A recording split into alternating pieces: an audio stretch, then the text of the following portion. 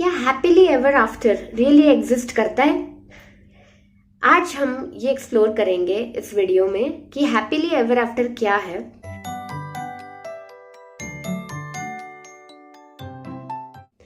मैंने रिसेंटली एक बुक पढ़ी थी, the course of love by Alan de Botton, and ये जो व्यूज हैं ये इस ऑथर के व्यू है। इस बुक में ऑथर ने एक लव स्टोरी को डिस्क्राइब किया है कि वो कैसे मिले, बट उनका एम्फेसिस उसके बाद क्या होता है, उनकी शादी हो जाती है एंड देन उसके बाद क्या होता है उसके बारे में। क्योंकि हम ज्यादातर मूवीज और रोमांटिक नॉवेल्स में पढ़ते हैं कि उनका जो एंड पॉइंट होता है वो शादी तक या रिलेशनशिप में पढ़ने तक होता है। उसके बाद बहुत कम लोग होते हैं जो ये डिस्कस करते हैं कि उसके बाद क्या हो। और ये डिस्कस करना बहुत जरूरी है क्योंकि हम सब इस रोमांटिक मिथ में पले बड़े हैं, ये सब सुन के पले बड़े कि there is happily ever after, but reality में बहुत सारे चैलेंजेस होते हैं और रिलेशनशिप्स जो होती है वो वर्क इन प्रोग्रेस है, जो आखिरी समय तक हमको एज अ स्किल उसमें वर्क करना पड़ता है। तो ऐसे कौन से कॉन्सेप्ट्स हैं जो मैंने की कॉन्सेप्ट्स जो पकड़े हैं इस बुक से, स्टोरी से, जो कि मैं आज आपसे शेयर करूंगी। इन अ वे इस बुक की समरी भी है। तो पहला कंसेप्ट है love is a skill not an enthusiasm. तो यूजुअली हम सोचते हैं कि हमें किसी से इन्फैचुएशन हो जाता है, बहुत बड़ा क्रश हो जाता है, और या जो लवी डवी फीलिंग्स होते हैं शुरू के पार्ट में रिलेशनशिप में, वो ही लव है। बट नहीं, according to this author love is a skill, मतलब कि ये एक ऐसा स्किल है जिसे हमें कंटिन्यूसली पॉलिश करते रहना पड़ता है जब तक हम उस पर्सन के साथ हैं। क्योंकि पीपल चेंज, लोग बदल जाते हैं, हम खुद भी बदल जाते हैं, और उसके साथ साथ हमारे जो एक्सपेक्टेशंस हैं रिलेशनशिप से, हमारी जो नीड्स है, जो कंफर्ट लेवल है, वो भी चेंज हो जाता है। तो उसके हिसाब से हमें अपने आप को कंटिन्यूसली ढालते रहना पड़ता है। तो ये बुक थोड़ी सी सटारिकल भी है, मतलब हर चीज को थोड़ा सा ह्यूमर के साथ भी प्रेजेंट किया है ऑथर ने। और दूसरा कंसेप्ट उनके हिसाब से ये है कि मैरिज एक तरीके से हमारे लोनलीनेस एंड करने का एक तरीका है, क्योंकि हम सब कहीं ना कहीं डीप डाउन चाहते हैं कि हमारे साथ कोई कंपेनियनशिप हो। तो marriage comes down to escaping from loneliness.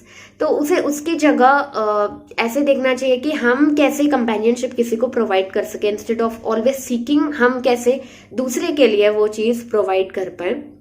And इसी से रिलेटेड फिजिकल इंटीमेसी के बारे में भी ऑथर ने ये कहा है कि more than the physical sensation जो एक फिजिकल इंटीमेसी प्रोवाइड करता है, एक्चुअली जो हम सीक आउट कर रहे हैं वो है डीप एक्सेप्टेंस। तो हम जो फिजिकल इंटीमेसी के थ्रू चाह रहे हैं वो है extreme closeness and mutual acceptance. अगला कॉन्सेप्ट ये है कि बहुत इंटरेस्टिंग कॉन्सेप्ट है अबाउट ट्रांसफरेंस। तो अकॉर्डिंग टू ऑथर हम लोग जो हैं अपने जो पुराने वोन्स हैं, जो हमारे बिलीव्स हैं बचपन से लेके अब तक के, वो चीज़ हम क्लोज रिलेशनशिप में एक दूसरे पर ट्रांसफर करने लगते हैं। तो फॉर एग्जाम्पल जो हमारी एक नीड है, यूनिवर्सल नीड है कि बिना बोले सामने वाला पार्टनर जो है हमारा वो हमारी बातें समझ जाए, हमारी नीड समझ जाए, ये रिक्वायरमेंट कहाँ से आई है? क्योंकि जब हम वूम में थे अपने मदर के तो हमारे नीड्स ऑटोमेटिकली मीट हो रहे थे। तो यही चीज ट्रांसफर होके जब हम एडल्ट होते हैं और क्लोज रिलेशनशिप्स में आते हैं तो यही चीज वहां पर भी रिफ्लेक्ट होती है। एंड हम लोग चाहते हैं कि सामने वाला जो है बिना हमारे कुछ कहे हमारे नीड समझ जाए, जो हमें चाहिए वो समझ जाए, बट ऐसा रियलिटी में होता नहीं है। कोई भी आपका मन नहीं पढ़ सकता, तो इसीलिए अपने नीड्स एक्सप्रेस करना जरूरी है। इस बुक में स्टोरी में इस एग्जांपल से इसे एक्सप्लेन किया है कि जो लीड कैरेक्टर है रैबी, जो गाय है in the relationship with Kirsten जो कि लड़की है, तो उसे घर में डिसऑर्डरनेस, अगर क्लटर है, ये सब देख के वो बहुत बेचैन हो जाता था और उसे एकदम से जल्दी गुस्सा आ जाता था। तो ये ट्रांसफरेंस, मतलब उसे बचपन के वोंड थे, वो जिस एरिया में रहता था वहां बॉम्बिंग बहुत होती थी।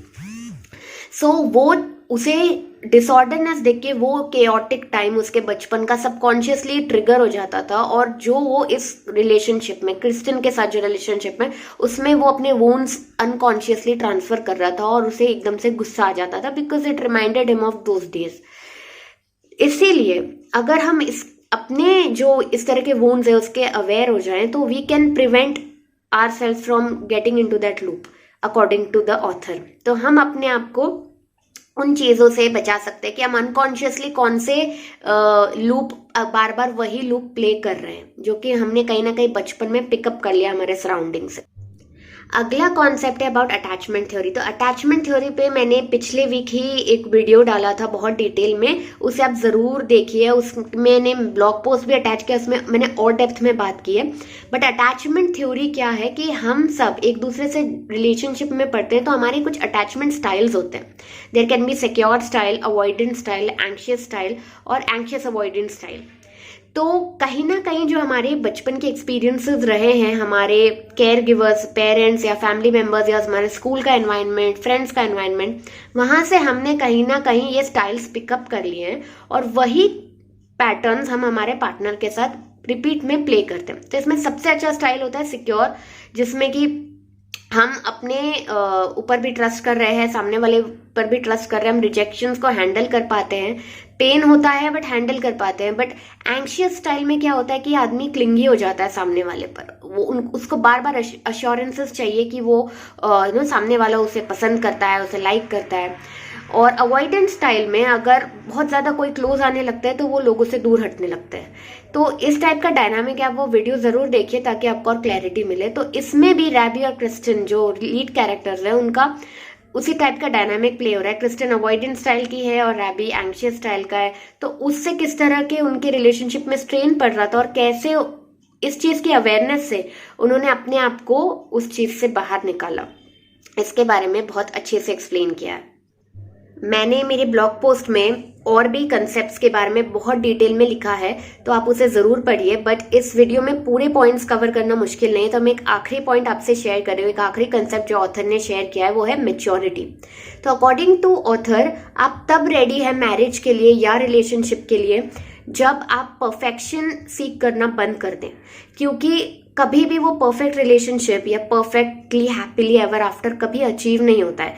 तो जब आप ये एक्सेप्ट कर लेते हो कि आप भी इम्परफेक्ट हो, सामने वाला भी इम्परफेक्ट रहेगा और जो आप रिलेशनशिप में रहोगे वो भी कभी परफेक्शन के स्टैंडर्ड को मैच नहीं करेगा, एंड आप उसके लिए आप रिलेशनशिप में नहीं आ रहे हो कि there will be some perfection in your life, but just to be because कि आप वो एक्सपीरियंस शेयर कर रहे हो, आपको कंपेनियनशिप मिल रही है उनकी डिस्पाइट इम्परफेक्शंस।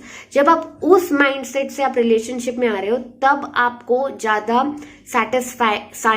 सैटिस्फाइंग या फुलफिलिंग लगेगा रिलेशनशिप। बट अगर आप परफेक्शन सीख करते रहोगे, अगर आप वो हैप्पीली एवर आफ्टर सीख करते रहोगे, तो शायद आप दुखी ही रहोगे एंड हमेशा एक नहीं तो दूसरे की तरफ यू कैन लुक आउट की एक रिलेशनशिप से दूसरे रिलेशनशिप में आप हॉप करते रहोगे। तो इसका मतलब ये नहीं है कि अगर आप अब्यूजिव रिलेशनशिप में हो या फिर वो अगर आपका रिलेशनशिप स्टेल हो गया है, आप दोनों ग्रो नहीं कर रहे हो, तो उसी में ही कंटिन्यू करते रहे, ऐसा ऑथर नहीं बोल रहे।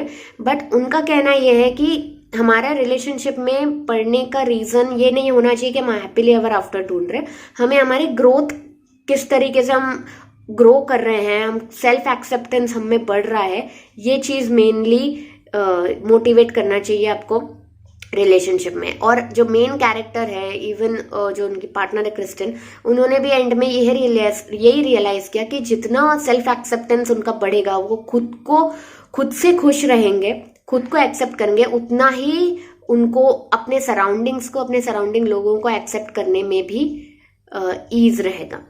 इसका मतलब ये नहीं है कि आप गलत चीज़ को एक्सेप्ट कर लें एज इट इज़। अगर आपको नहीं सूट हो रहा है तो उन चीज़ों से निकलना भी सही है। बट अगर इश्यूज बहुत बड़े नहीं हैं, अगर दे आर फेयरली टॉलरेबल, तो वो टॉलरेंस आपकी और बढ़ जाएगी अगर आप खुद के तरफ एक्सेप्टिंग ज़्यादा रहेंगे तो इसी से रिलेटेड मेरा एक कोर्स भी लाइव है, आप उसे ज़रूर चेक आउट कीजिए, कैसे अपने आप का सेल्फ एक्सेप्टेंस बढ़ाएं, अपना सेल्फ वर्थ बढ़ाएं। लिंक सारे डिस्क्रिप्शन बॉक्स में, आप ज़रूर चेकआउट करिए। और इस बुक को भी बाय करना चाहें तो लिंक डिस्क्रिप्शन बॉक्स में है। तो बहुत ही इंटरेस्टिंग टेक लगा मुझे ऑथर का, थोड़ी डिफरेंट है बुक अदर रोमांटिक नॉवल से। रियल पिक्चर दिखाया है, रियलिटी दिखाई है लाइफ की, और कैसे दोनों ने नेविगेट किया। और उनका कंक्लूजन यही था कि लाइफ परफेक्ट नहीं है, but there are some moments that are just perfect. छोटे छोटे मोमेंट्स हैं जो टुगेदर मिलके एक अच्छी लाइफ बना सकते हैं, तो हमें उन मोमेंट्स को चेरिश करना चाहिए इंस्टेड ऑफ फ्रेटिंग अबाउट कि कैसे सब कुछ परफेक्ट बनाए। तो आपका क्या ओपिनियन है, हैप्पीली एवर आफ्टर एग्जिस्ट करता है?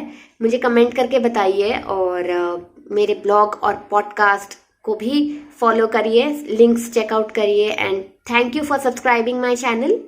इसी तरह सपोर्ट बना के रखिए, एंड जिन्होंने अभी तक सब्सक्राइब नहीं किया है please subscribe, and I'll see you in another video. Till then, bye.